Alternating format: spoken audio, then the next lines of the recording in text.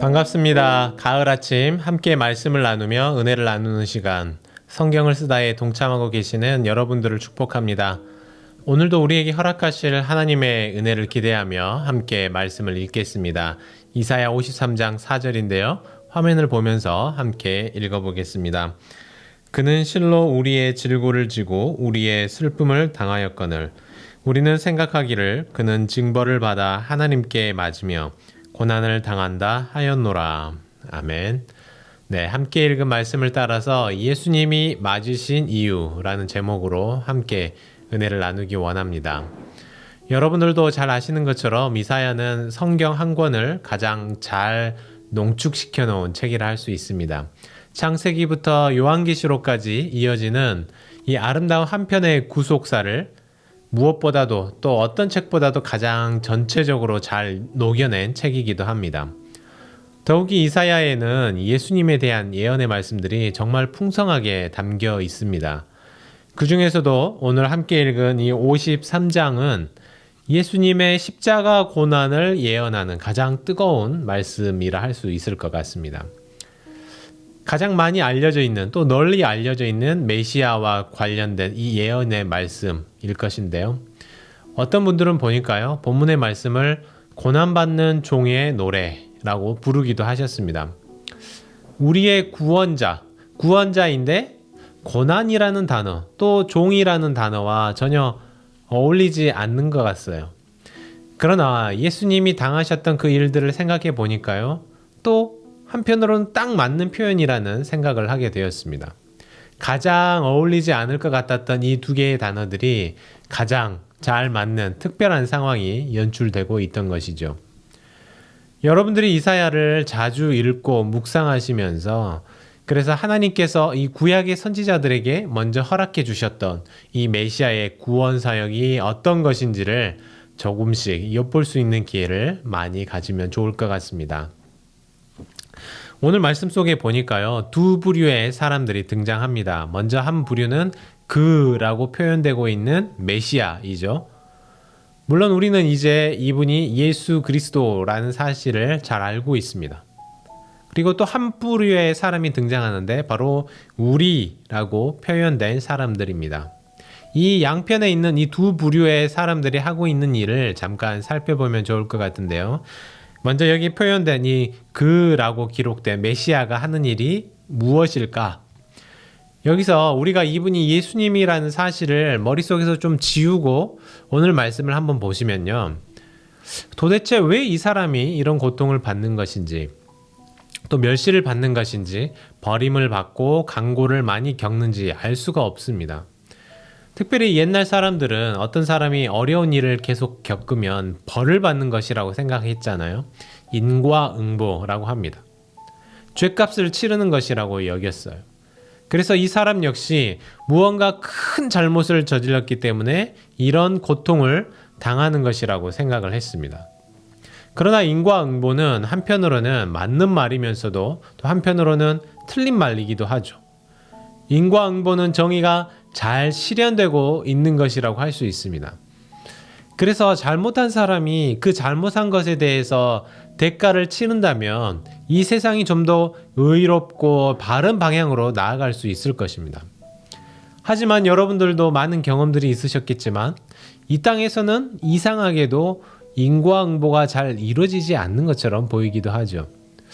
야, 저 사람 저렇게 살다가는 천벌을 받을 것 같다라고 생각했는데 오히려 떵떵거리며 잘 살게 되고, 반대로 묵묵히 선한 길만을 걸으면서 희생하며 살던 사람들은 하나님께서 엄청난 복을 주실 줄 알았는데 정말 힘겹고 어려운 삶을 살다가 그대로 세상을 떠나가는 경우들을 수없이 보곤 합니다. 그런데 세상은 여기 이 고난받는 사람을 보고 자기 죗값을 치르는 것이라고 말하고 있습니다.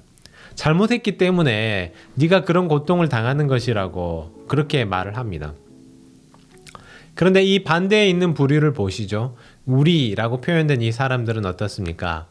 이 사람이 당하는 고난을 어떻게 보고 있습니까? 이 사람들 역시 죗값을 치르는 것이다 라고 말합니다.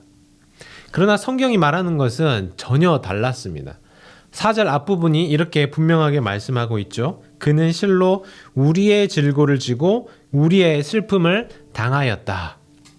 그 사람이 잘못한 게 아니었어요. 자기 죄값 치르는 게 아니었습니다. 다 성경 속에 우리라고 표현된 그 사람들 때문이었어요. 옛날 속담에 이런 말이 있지 않습니까? 뭐 묻은 개가 겨 묻은 개 나무란다. 그런데 여기는 이런 상황도 아니에요. 한편은 겨가 묻는 것도 아니고 아무런 흠도 겨 한 톨 묻지 않은 깨끗함 그 자체였습니다.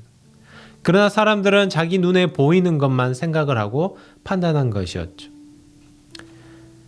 하지만 어떻습니까? 지금 여기 이사야 53장에 기록된 이 사건은 저 먼 옛날 이스라엘에서 일어났던 사건만이 아니었습니다. 바로 우리의 이야기인 것이에요. 우리에게 얼마나 더러운 것들이 묻어 있었고 우리는 그것을 씻을 수도 없는 그런 상황이었어요. 인과 응보의 원리를 그대로 적용하자면 우리는 이미 징벌의 징벌을 받아서 사라지고 말았을 존재라는 것입니다. 그런데 바로 다른 이유가 아니라 바로 이렇게 더러운 우리 때문에 예수님이 고난을 당하신 것입니다. 그랬기 때문에 우리가 징벌을 아직 당하지 않고 이 땅에서 버텨내는 것이죠. 그분이 이 땅에 오신 것도 바로 우리 때문이었습니다. 이 땅에서 힘겨운 삶을 사신 것도 바로 우리 때문이었습니다. 그분이 고난을 당하신 것도 바로 우리 때문이었습니다. 여기 성경 속에 등장하는 이 우리의 모습을 보십시오. 얼마나 위선적입니까? 실컷 죄를 짓고 살아가는 그것은 다름 아닌 우리였습니다. 유대인만이 아니었어요. 그런데 아무런 잘못이 없는 그를 비난하고 손가락질하는 것입니다. 우리의 끝없는 죄인된 모습에도 불구하고 우리를 향하신 그 끝없는 사랑이 이루어낸 것이 바로 오늘 말씀에 등장하는 고난받는 종의 노래인 것입니다. 오늘 말씀을 보면서 우리는 그리스도께서 얼마나 굴욕적인 일을 당하셨는지를 보게 됩니다. 그런데 그런 굴욕을 당하시면서도 순순히 그 고난을 다 감내하셨어요. 그 이유는 자신의 고통보다 더 큰 우리를 향하신 사랑 때문이었습니다. 저와 여러분들은 누군가를 이만큼 사랑해 보신 적 있으십니까? 나의 생명을 내어주면서도 최악의 굴욕을 감내하면서도 누군가를 덮어줄 만큼의 그 뜨거운 사랑을 경험해 보신 적 있으십니까? 오늘 말씀을 쓰고 묵상하면서 우리가 한번 생각해 보면 좋겠습니다. 예수님이 왜 그렇게 아프고 굴욕적인 십자가를 감당하셔야만 했을까? 그리고 과연 나는 무엇을 위해 나의 생명을 바치면서도 바치고 또 희생할 수 있을까를 말입니다. 그렇게 함께 묵상하고 또 실천하고 고민하는 하루가 되시기를 바랍니다. 함께 기도하겠습니다. 사랑과 자비가 풍성하신 하나님, 우리는 살아가면서 저 사람이 그렇게 나쁜 짓을 많이 저질렀기 때문에 죄값을 치르는 것이라고 손가락질하며 살아왔습니다. 또 유대인들을 보며 저 사람들이 예수를 죽였다라고 말해왔습니다.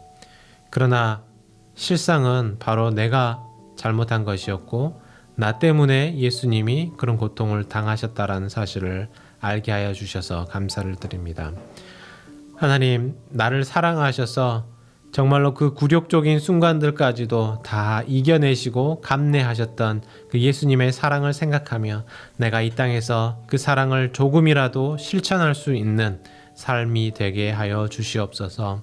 이 모든 말씀 우리 주 예수 그리스도의 이름으로 간절히 기도하옵나이다. 아멘. 네, 계속해서 오늘 말씀을 생각하시면서 개인적인 기도 제목 가지고 기도하시기를 바랍니다.